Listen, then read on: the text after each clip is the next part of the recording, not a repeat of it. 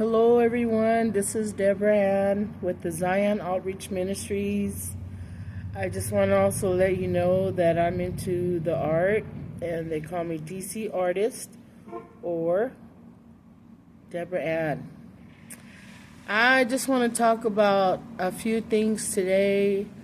This is the date is the 9th of November, and I want to touch up on some things here about Joshua chapter 23 and also 24. I'm not sure how many of you know about the Bible, Christianity, but this country, before it became a nation, America, it was founded on Christianity, but then we had some outsiders invade the country. They pretend to be an ally, but yet they came out of Europe. And when they tried to join forces with the first president, they wanted to. I'm sorry about that. They wanted to come against our beliefs in freedom. And George Washington, I'm not even sure why I'm going to start talking about this, but I just want to give you my thoughts of what I learned over the years being here in America. The founding father was George Washington. They say he was belonged to the Freemason. But I'm telling you, George Washington got away from England. He didn't want to bow down to the religion they had. He didn't want to bow down to any idols. So anytime we bow down to idols, God specifically told us not to bow down to any other gods. So when George Washington came here, he had a plan. He wanted to get and run away from bondage. And when he came here with the pilgrims and all, he made friends with the natives. It's when British wanted to take over the land. Later on, history is going to repeat itself. I came to a conclusion that it repeats itself according to what happened to Israel. But later on, Britain, we made friends with them, and I'm telling you, they have 165 colonies. They're hooked up to the Vatican, the Catholic Church, and they haven't changed.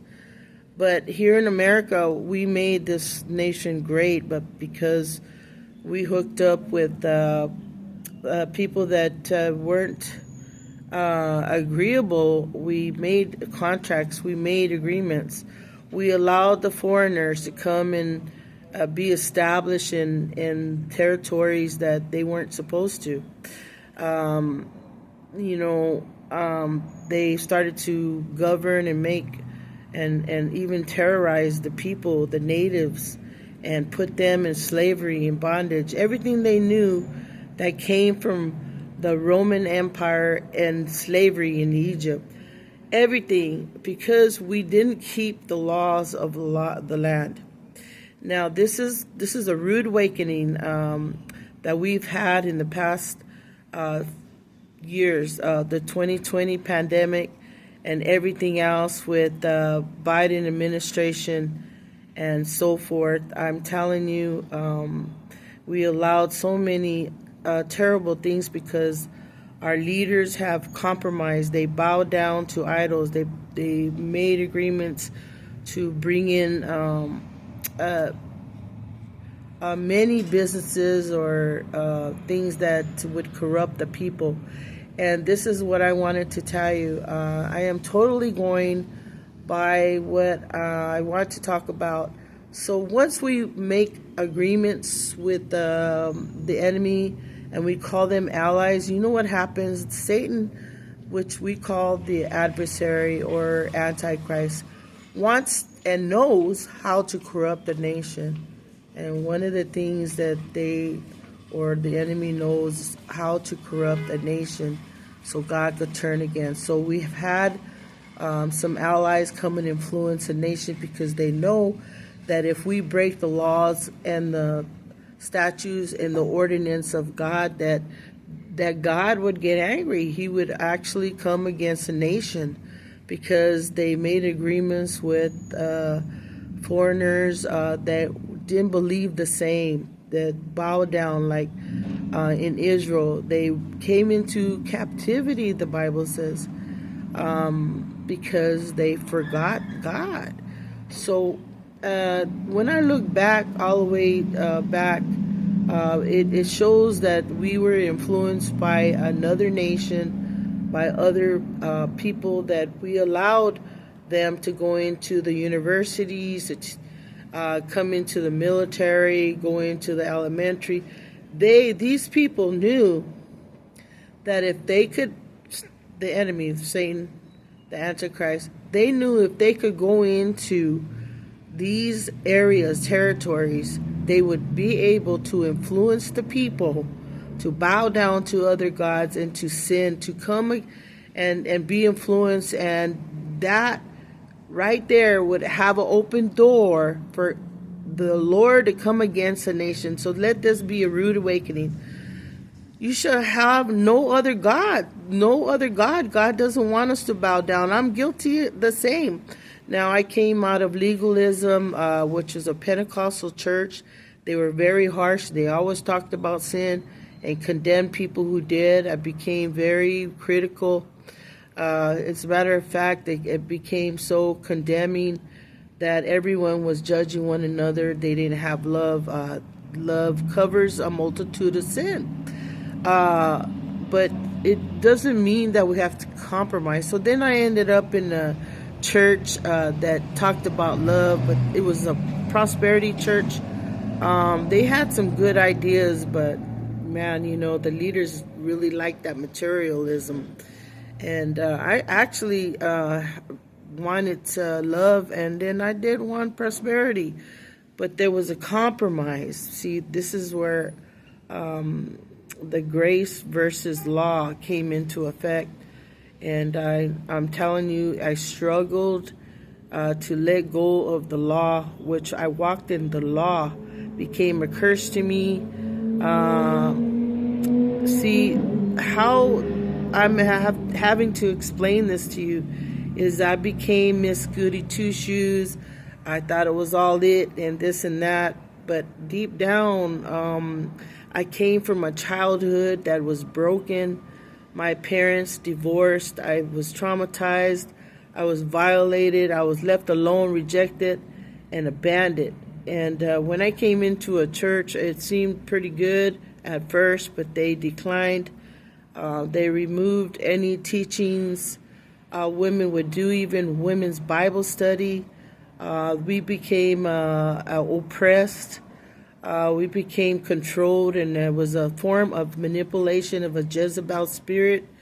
The founder of this organization had influence over the church. Although he had the word, he had a good word. The Lord cannot go or avoid the word being out.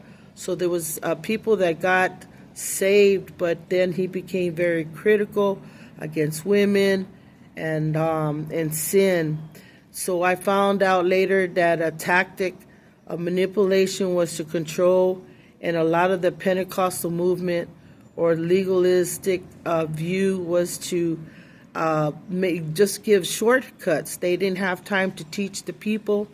They didn't have time to nurture the people. They just threatened them and threatened myself that if you sin, you were going to go to hell and this and that. But I'm telling you, went into grace, and then I got into a compromising place.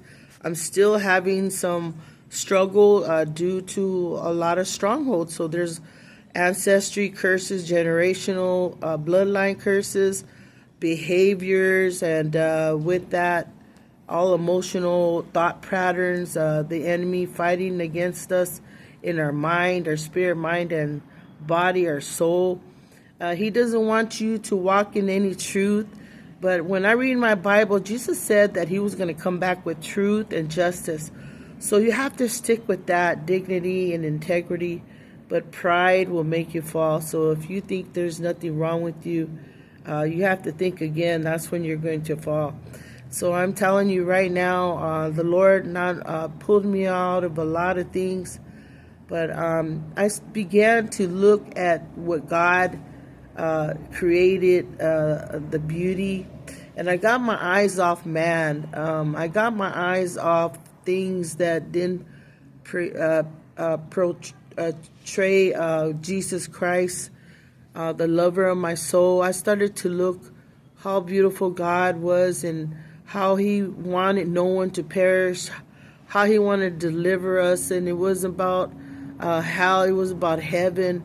I began to look at the truth about all the demonic forces in the heavenly realms and many other things. So this is just the first video that I want to have you acknowledge that when we come away from the things of God, God turns us over to a reprobate mind. He turns us over to the enemy.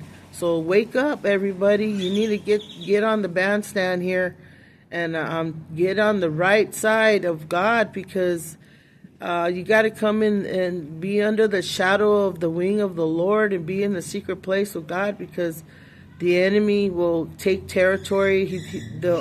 They will come in and go into places, and I'm telling you, set traps and so forth. So this is just part one, but I just want to let you know that we need to come back and start teaching our kids, talking to them, and be healed. We need to be healed.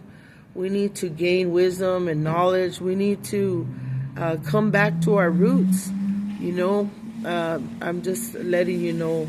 God bless you, and I hope everything turns out for you. And keep me in your prayers and everything else. Just came out of some spiritual battles, and God worked a miracle. He's healed my body, my mind. God is a good God. You need to talk to God, and you need to tell him, but don't shake your fist at God. There's so much to tell you. So God bless you. Bye-bye.